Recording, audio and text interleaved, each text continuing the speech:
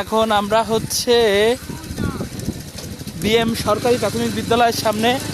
এই তো আমরা এখন বোজো মণ্ডল দাদাদের বাড়ি যাব। দেখেন পথের কি অবস্থা, পরিবেশটা ভালো হলেও পথটা আসলে অতটা ভালো না। এই জন্য যদি ভ্রমণের লিস্টে এই রোডটা রেখে দেন তাহলে রাস্তার অবস্থা দেখলে আপনারা হয়তো আসতে চাইবেন না।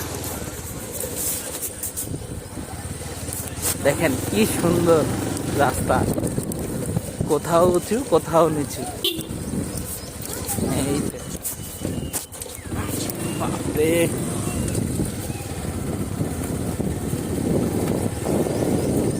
আমাদের মামুন পাইলট ড্রাইভ করতেছে, আর কোনো টেনশন নেই।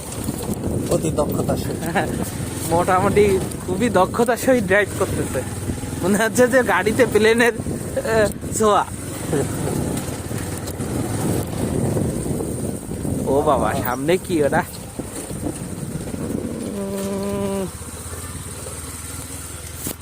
আল্লাহ, নেমে যাব। ও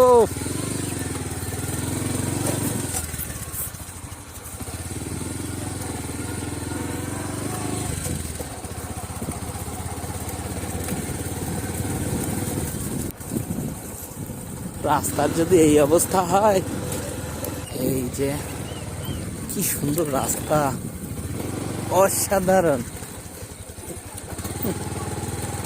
রাস্তা দেখেই চোখে জল চলে আসে। বাবা কিভাবে যাবা, দেখুন এই পুরা ক্ষেত জুড়ে তরমুজের চাষ।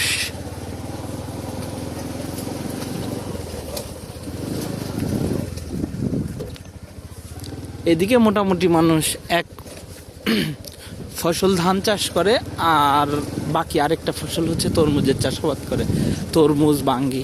মোটামুটি আর 2-3 মাস পর থেকে, 2 মাস পর থেকে এখানে ট্রাকের উপস্থিতি টের পাওয়া যাবে শুধুমাত্র তরমুজের জন্য।